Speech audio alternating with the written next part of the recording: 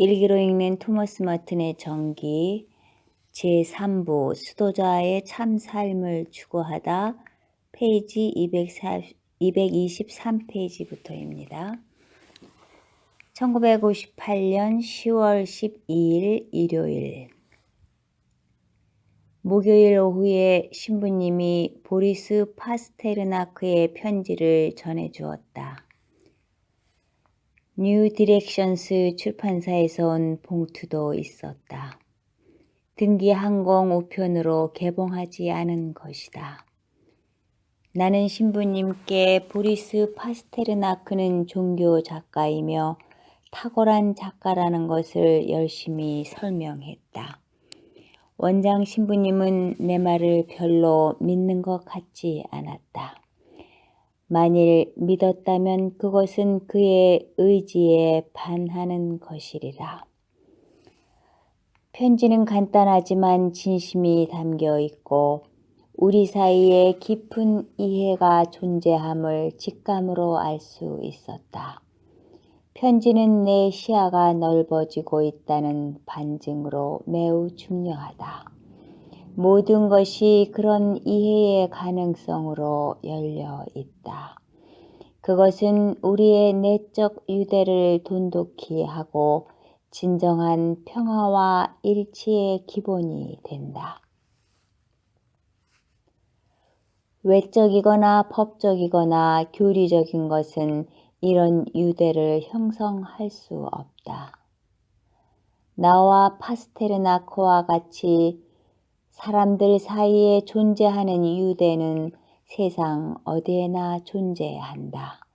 물론 파스테르나크 같이 진실한 사람은 수없이 많은 사람으로 간주할 수는 없지만 내 성소는 이런 유대와 이해를 내적으로 친밀하게 유지하는 것이다. 고독을 유지하면서 현실에 다가서지 않고 어떤 관계도 맺지 않겠다는 허영으로 정신을 낭비해서는 안 된다. 1958년 10월 18일 성 루카 축일 파스테르나크한테서 편지 2통을 받았다. 내 편지와 프로테우스가 그에게 전해진 것이 분명하다. 그는 프로테우스에 대해 논평하면서 특히 4장과 7장이 좋다고 했다.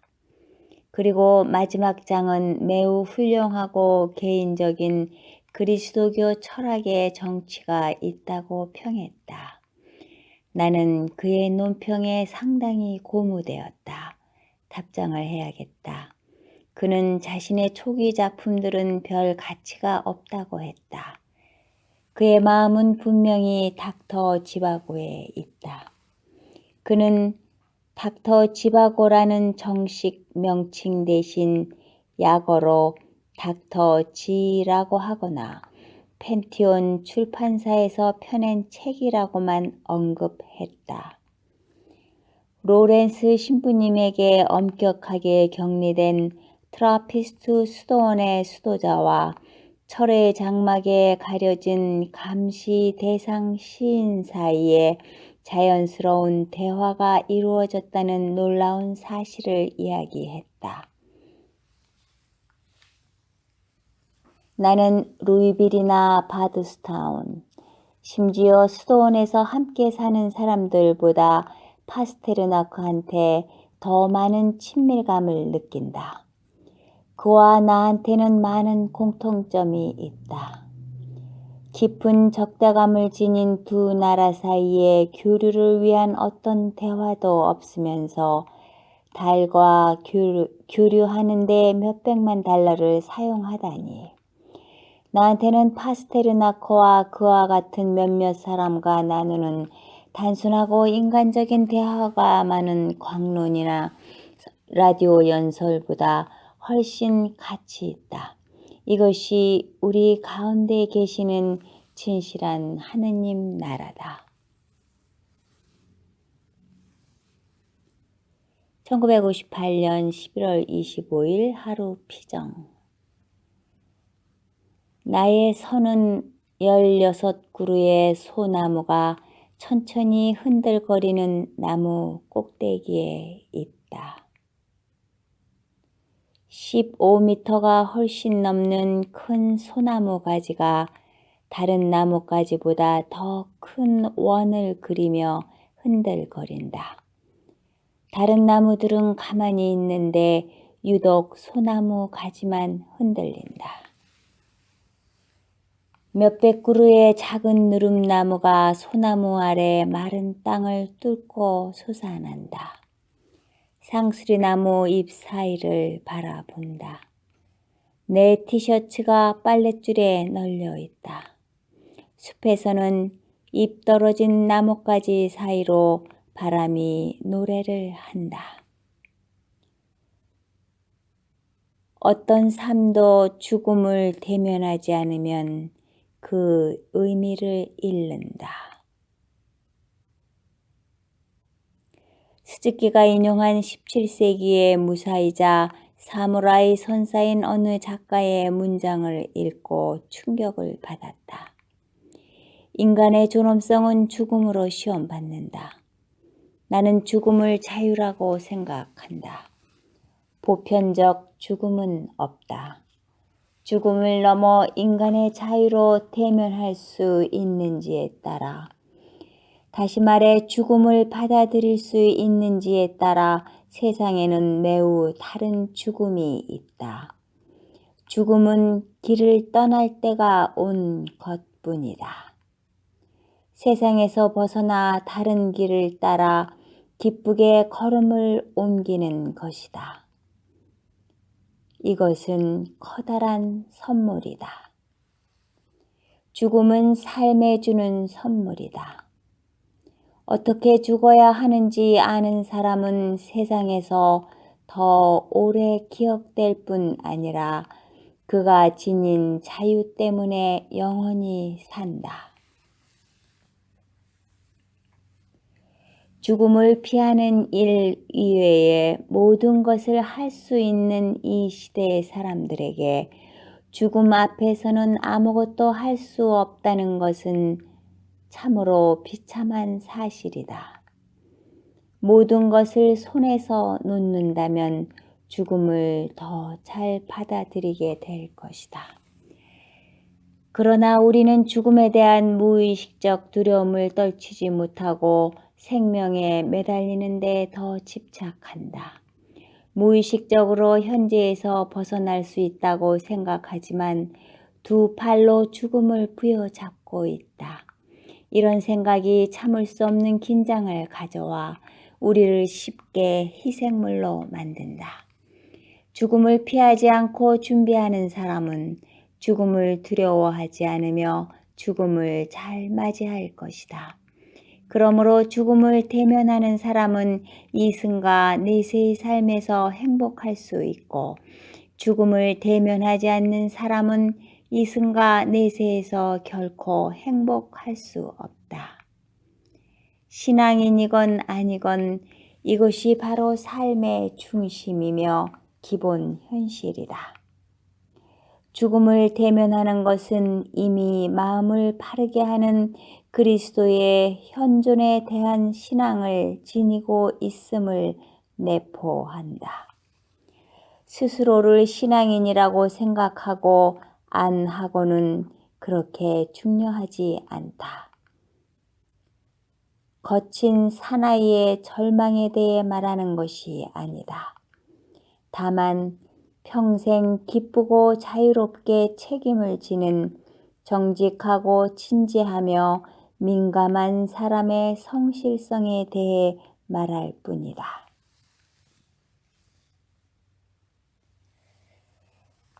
(1958년 12월 11일) 원죄 없이 잉태되신 성모님 대축일에 매우 지루하고 피곤한 긴 미사를 리누스 신부님이 장엄 서원을 했다. 그 미사를 드린 후 스스로에게 물었다. 나는 왜 여기에 있는가? 판에 박힌 상투적인 대답은 버렸다. 유일하게 만족할 수 있는 답은 아무것도 아님을 위해서다. 나는 이곳에 사는 특별한 목적이나 특별한 계획이 없다. 다만 그저 주어진 은총으로 살 뿐이다. 다른 어느 곳이 아닌 바로 이곳에 있기에 있을 뿐이다. 수도회의 이상을 실현하거나 이 수도원이 가장 좋은 곳이라 아닐지도 모르지만 살고 있는 것이 아니다. 하느님께서 나를 이끄신 곳이기에 이곳에서 살고 일한다. 뉴헤이번이나 도심 한복판에 사는 사람들은 내가 무엇을 위해 이곳에 살고 있지? 라는 물음에 답할 필요가 없다. 내 성소에 대한 글을 쓸 때 다르게 대답한 것을 안다. 글로 쓴 것이 틀렸다는 것이 아니다. 나 자신에게 분명한 하나의 답은 존재론적이다. 어디에도 매이지 않은 자유로움으로 특별한 목적 없이 무상으로 주어지는 은총으로 내가 이곳에 있다. 때로는 다른 곳에 있고 싶어 하기도 하지만 특별한 이유는 없다. 내가 바라는 것은 다른 곳에 있는 것이 아니다.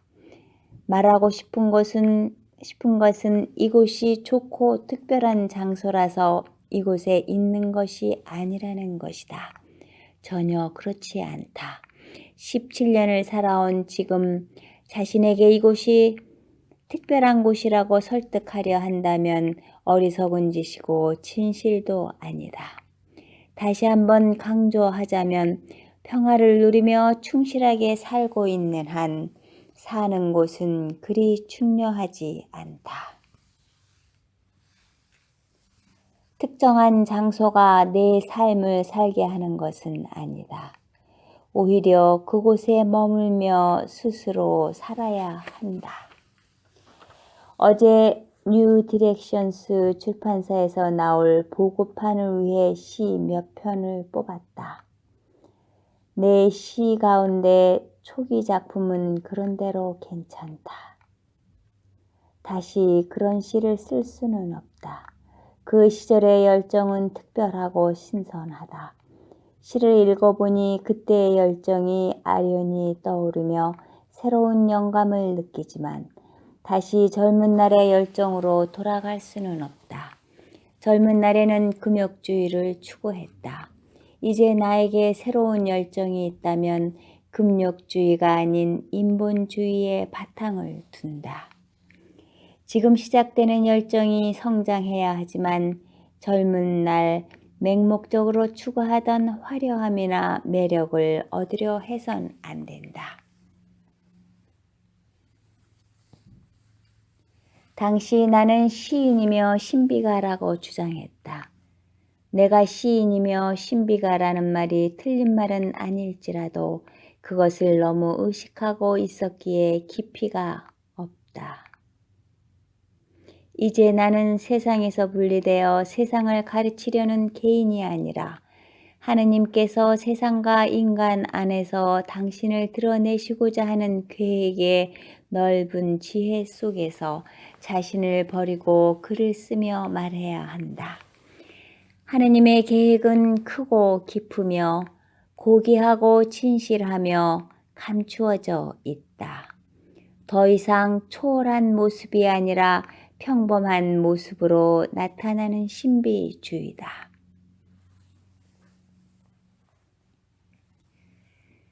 1958년 12월 13일 성녀 루치아 축일. 어제 시내에 나간 것은 수도원에 들어온 지 17주년을 기념한 일종의 피정이었다. 며칠 전 내가 이곳에 살고 있는 것이 아무것도 아님을 위해서라고 한 말은 아무 조건 없이 단순하게 생각하기는 어렵다. 실은 이곳에 있는 모든 것을 위해서다. 단순히 세상에서 도피하기 위해서라면 정말 아무것도 아닌 일이 되고 지독한 인생의 낭비가 될 것이다. 수도원에서 자기 삶을 봉헌하는 것이 낭비 같아 보이겠지만 사실은 결실을 거두는 일이다. 적어도 나한테는 그렇다. 의미 없는 여러 가지 일과 물건, 행동이 거리에 넘친다. 책, 잡지, 음식, 음료, 여성, 담배, 옷, 장난감, 차, 마약 등 순간순간 그대 위로 쏟아지는 난잡한 혼돈의 물건을 보라. 이 가운데 좋은 것도 있고 나쁜 것도 있고 가치 중립적인 것도 있다. 게다가 별 특징 없는 조잡한 크리스마스 장식들이 거리에 넘치고 사람들은 특별한 이유도 없이 물건을 사러 몰려다닌다. 바드스타운 거리의 크로코 대형마트 밖에 추운 길을 오르내리며 사람들과 인사를 나눈다. 그들 가운데 홀로 고독 속에 있음을 느낀다. 나는 사람들을 좋아한다. 그러나 고독하다. 수도원에 돌아와 숲의 달콤한 공기를 맡고 침묵 소리에 귀를 기울이니 참 좋다. 1958년 12월 28일 죄 없는 아기 순교자들 축일. 몸이 좋지 않아 7시간쯤 잘 수 있는 허락을 얻어 푹 잤더니 훨씬 좋아졌다.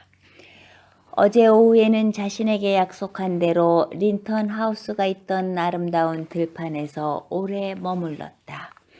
사방이 툭 트여 넓게 펼쳐진 언덕의 굴곡을 바라볼 수 있는 경치 좋은 곳이다.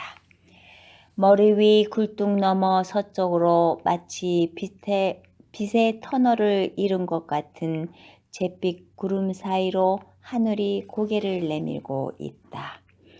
큰 문제는 아니지만 공동체에서 갈망하던 고독을 받아들이는 내 마음에 문제가 있음을 알았다. 가장 큰 문제는 내가 온 존재를 다해 고독을 바라지 않는 것이다. 마음 한구석에는 공동체의 존경과 배려를 바라고 있다. 나와 함께 사는 사람들이, 아니 적어도 수련원에 있는 이들이 내 방식에 따라주기를 은근히 바란다. 그런데 과연 그럴 필요가 있을까? 생각만큼 꼭 필요하지 않을지도 모른다. 수도원 경내는 불을 지펴 매우 덥다. 여름 셔츠 위에 겨울용 모자가 달린 수도복 카우를 입고 앉았지만 한기를 느끼지 못한다. 수도원의 지나친 난방이 참기 힘들 만큼 못마땅하다. 성가대에서 10분쯤 성가를 부르고 나면 땀이 날 정도다. 가난을 서원한 수도자로 살면서 이는 모순이다. 이런 이유와 다른 여러 이유로 나는 이곳 삶에 점점 의미를 잃어가고 있다. 내가 금욕주의자에서가 아니다. 분명 나는 금욕주의자가 아니지만 이런 공동체에서 깊이 있고 참된 수도 생활이 어느 만큼 가능한지 의문이 든다. 물론 스스로 자기 절제를 한다면 별 문제가 없겠지만 그렇게 하려면 공동체를 따르지 않고 나름의 방안을 강구해야 한다. 적어도 내 경우는 그렇다. 아무도 함께 하기를 바라지 않는 어려운 일을 조용히 혼자서 한다. 다른 사람과 다투거나 비난하지 않고 외견이나 이상 등이 다르더라도 걱정하지 않고 사는 것이 어쩌면 나의 내적 삶을 살며 소명에 따라 하느님을 추구하는 일인지도 모른다.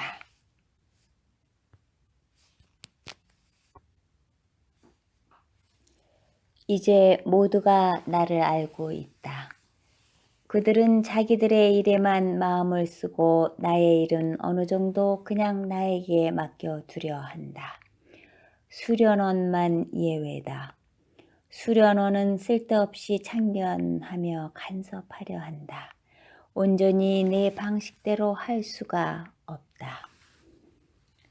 진정 고독한 삶을 살기 위해서는 고독에 투신하려는 좀 더 진취적이고 적극적인 사고를 지녀야 한다. 지금도 그렇지만 그렇게 하려고 억지로 선동하던 1955년에는 사실 준비도 되어 있지 않았다. 공동체를 설득할 준비가 되어 있지 않고 시작할 열망도 남아 있지 않다. 때가 되면 홀로 은수 생활을 하기를 소망한다. 그리스도께서 그런 은혜를 베풀어 주시기를 바랄 뿐이다. 지난밤 타르치시우스 신부님이 수련자들은 영성체를 모시러 나갈 때 목에 과자가 달린 줄을 달고 나가야 한다고 주장하는 꿈을 꾸었다.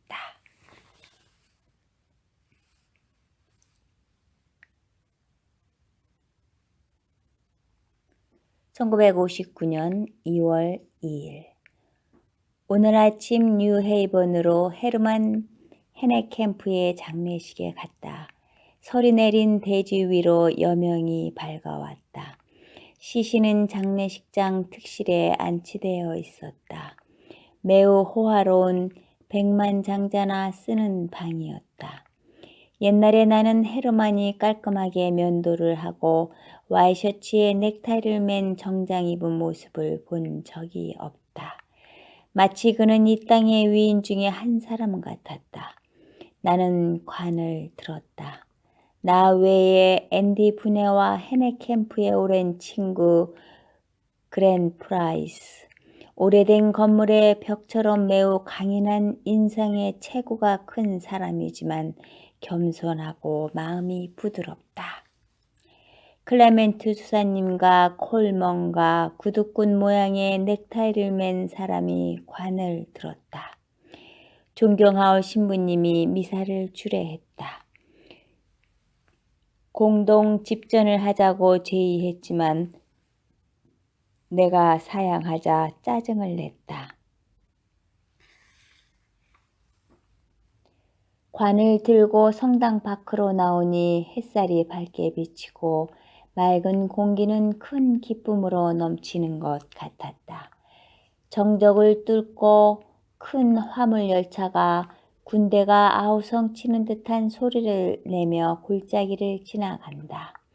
그 소리는 마치 헤르만이 살았던 산업세계의 자부심이 내는 소리 같았다.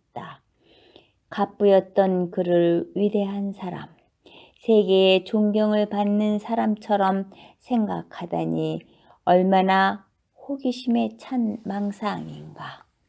우리는 차를 타고 수도원 입구 밖에 있는 공동묘지로 향했다.